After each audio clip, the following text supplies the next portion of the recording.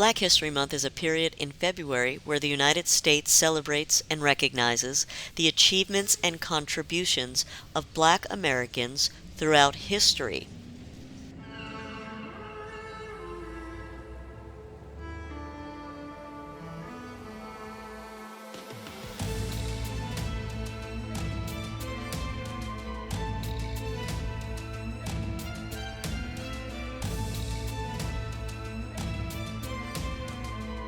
Everybody. This is Delray Beach Ghost Tours, and today we are at the Spady Museum in downtown Delray, and our guest today that is going to help us learn a little bit more about the history of the West settlers to this area is Charlene Farrington. Hi. Hi, Charlene. How are you doing today? Doing great.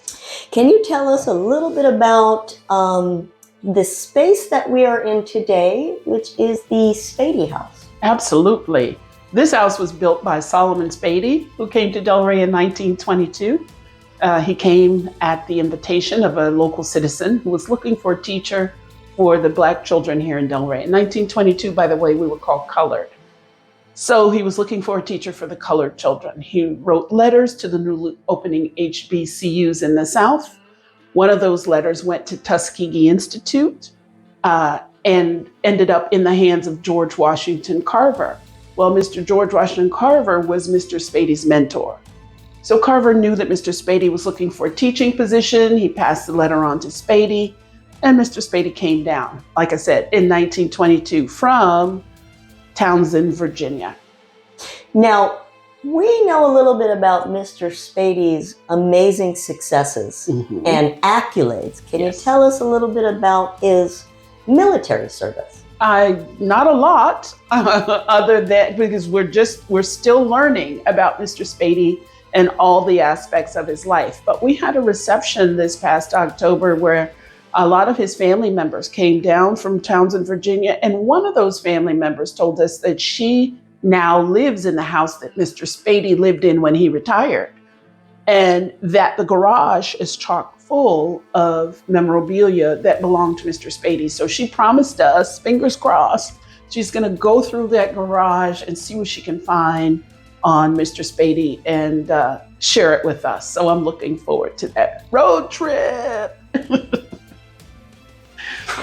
So we usually start the Delray Beach Ghost Tours off at the Atlantic Ave Intercoastal Bridge at Veterans Park. And there's a beautiful marker recognizing the settlers from Michigan dated in 1895. We also know that there's a beautiful marker here on the west side of town dedicated to the West settlers. Can you tell us the exact year of that date that is being recognized for those settlers? So the 1894 date that you see on the markers in West Settlers refers to the date that the settlers requested a teacher for their children here in Delray. So here's the thing. 1894 is the earliest date that we can find in any documentation so far. Of course, we're forever researching, that references Black people. But we know, take it, crawl through it in your mind. If a settler comes from another part of the country to a new area, the first thing that they do is not going to be request a school. I'm thinking probably they took some time to set up a homestead, set up their farm, start making money to feed the family, and then they decided to go for a school. So if they asked for the school in 1894, we can guess that they were probably here quite a few years before that. But even before settlers came down after the Civil War, we know that there were Seminoles and runaway Black people who had been enslaved, living together in communities around Lake Okeechobee. So there have been people in this area much longer than our historical markers reference. And on a daily basis, we are constantly researching and pulling that information out and formulating it into written word and visuals. Now, can you tell us about the Bahamian influences that also exist here? They settled before the settlers came to the area. Right. So we know that Black people from all parts of the Caribbean were back and forth to the Florida Peninsula for different reasons and with different other cultural groups. We also know that Bahamians came to the Florida Peninsula on a regular basis long before the water was drained from the land and the land mass appeared so that it could be built on. So long before even the Civil War, Bahamian people would travel by boat, because the Bahamas is like right there. Travel by boat, set up fishing camps along the shore and fish 5-7 months out of the year, and then pack up and go back home. So we have a long, strong Bahamian history of, using Florida, visiting Florida, fishing off the coasts of Florida, long before its settlement period began. Could you tell me a little bit about why the museum came about? Absolutely, and it's a pretty interesting story. So our founder, Vera Farrington, was an educator in Palm Beach County. She retired after 34 years of teaching and being an assistant principal, and started volunteering at the local historical society. Her job was to assist researchers in whatever information they were looking for. So people would come in and ask about their former teachers or former government officials, and she would recall the same time period who her teachers were. And she started going through the files looking for information about the Black settlers, the Black teachers, the Black ministers, and realized that the Historical Society did not have this information. So she got with a friend of hers, Charles Spencer Pompey, who was also a longtime educator and an historian, and they started pulling the Black story together for Delray Beach. Who were the key people, and when did they get here, and where did they come from, and why did they come here? All those questions the researchers asked. And when she got all this information together, she had almost like a room full of boxes of information. She went back to the Historical Society and said, here, I've got all this new information for the archive.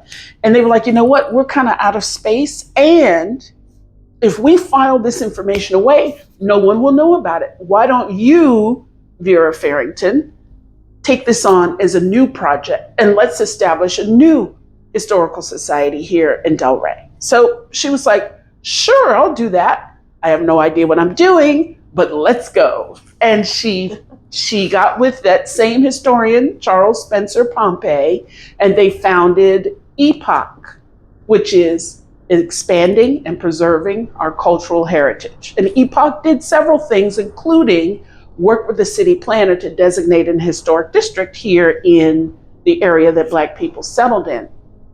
But the major project was to go to the city and request that they purchase the Spady house and the Williams cottage and lease it to our nonprofit so we can run a museum. And the city agreed. This happened in 97. So from 97 to 2001, it was fundraising all day long. It was a grassroots effort to raise the money to renovate the building. And so the museum opened in July of 2001. Can you tell us a little bit about the exciting exhibits that we have visitors from all over the world that come to Florida, and Delray Beach is no different than Miami. We are very known for our pristine 2 miles of beach, our beautiful restaurants, and our welcoming community of diversity. Can you tell us a little bit about what the visitors can see when they go to the Spady house? Well, they're going to hear the story of the Black community that settled here, that helped to create these communities. And they're also going to see interesting exhibits about the relationship of the people of Delray Beach. We always say Delray Beach is one of those communities that started out on the right foot. There's always a few in the community who would like to live in days gone by. And there's nothing wrong with that, except for the fact that those days have gone by and they're gone now. But we have, for the most part, always managed to live together, work out our issues, and create a wonderful community for all to live in. And I'm very proud of Delray Beach for doing that.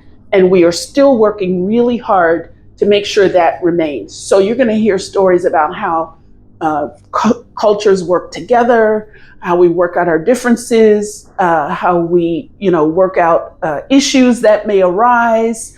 And you're going to hear about Black people and the wonderful things that they have done to ensure that this is a great place to live.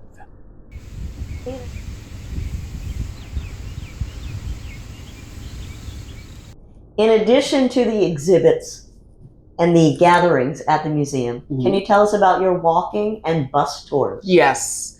So the walking tour encompasses the West Settlers Historic District, which is an historic district in traditional colored town.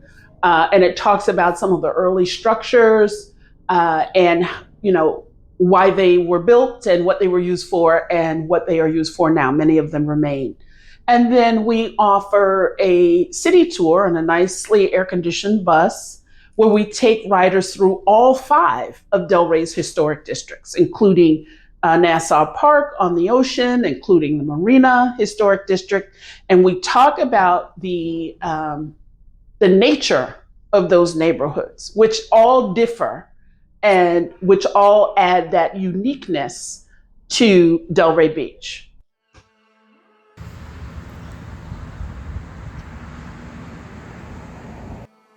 Could you tell me a little bit more about the room that we're sitting in today? So when the Spadys lived in this house, this was the kitchen. What we have done is we have concentrated the room with artifacts that were donated to us by people in the community from the 1920s through 50s time period, which is when the Spadys lived here. So you will see a lot of items that represent life during that period of time. For instance, over here, we have the handle of ice tongs. So during this period of time, few homes in this community had electricity. And what the refrigeration system was an ice box. And of course, there was an ice man, a gentleman who rode through the neighborhood selling blocks of ice for your ice box. So you have some ice tongs, which were used to grab that block of ice and slide it in to the cabinet in your ice box. You have a kerosene stove instead of a wood-burning stove because the Spadys were a little more upscale than a lot of other families in the Black community. With your standard cast iron cooking pots, which of course we've gone back to now because we realize that they conduct heat the best and they cook the best meals. And you've got everything from the bread box to the slop jar, which was the secondary bathroom for those people who had outhouses instead of bathrooms in the home. All of these things were donated to us by people in the community who remember either using them or seeing them in the homes of people in Delray Beach in the 1920s through 50s. So we use this space as our teaching space for our school groups that come through.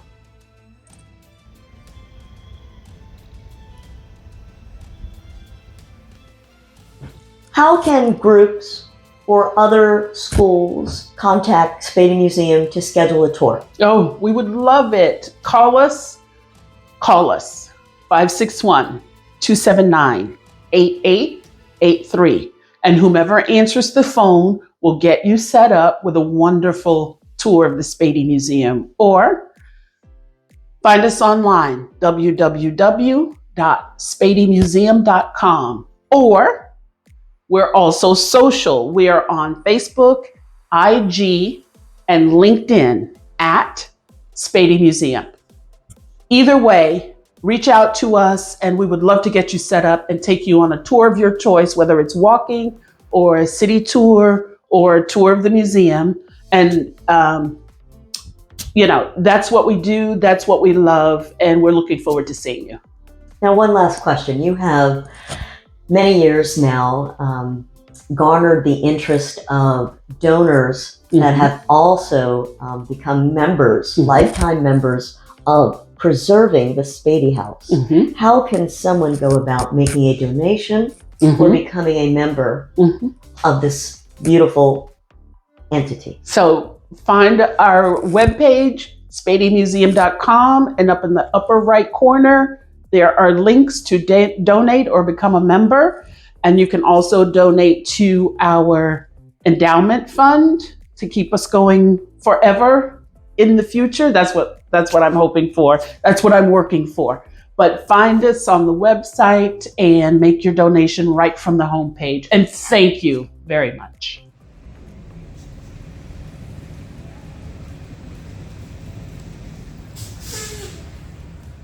Can you tell us a little bit about Vera's legacy and family?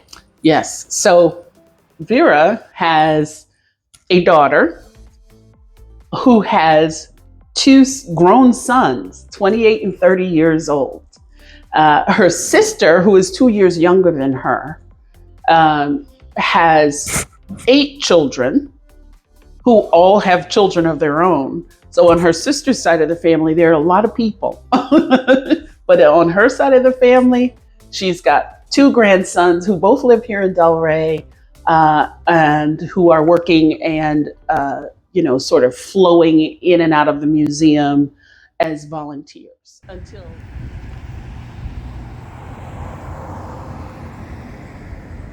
With you today. Can you tell us a little bit about your connection to the Spady House? Well, my connection is the founder of the Spady Cultural Heritage Museum is Vera Farrington. Vera Farrington is my mother. And when she started this project, I was paying close attention. I was curious. I didn't know what it was going to end up being. And I really wanted to know.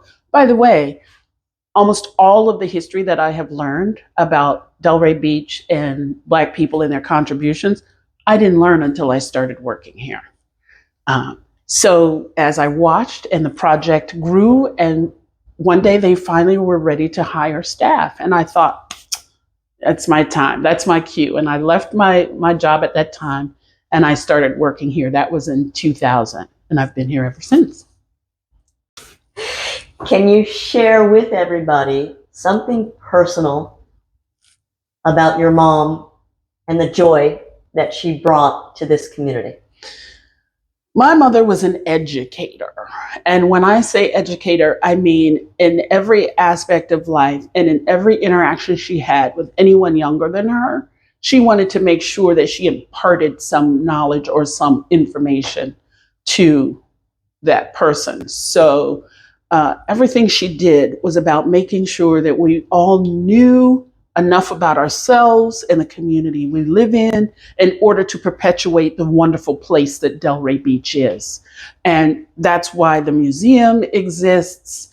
And that is the legacy that she leaves behind. And that's what everyone knows her for, is education. And we are going to continue her legacy with education into the future.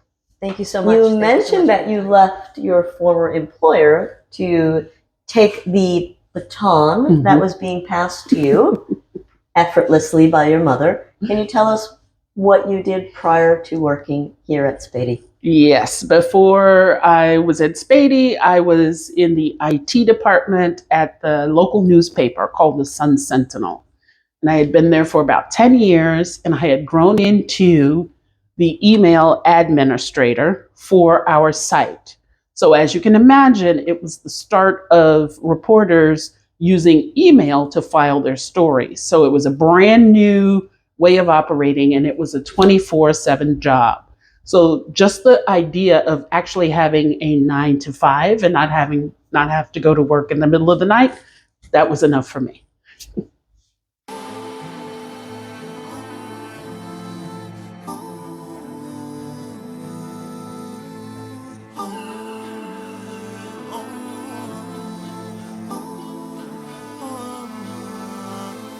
The scorching heat and lack of everyday things. Who knew the history that journey would bring? They created the world that we now see. A city for everyone like you and me.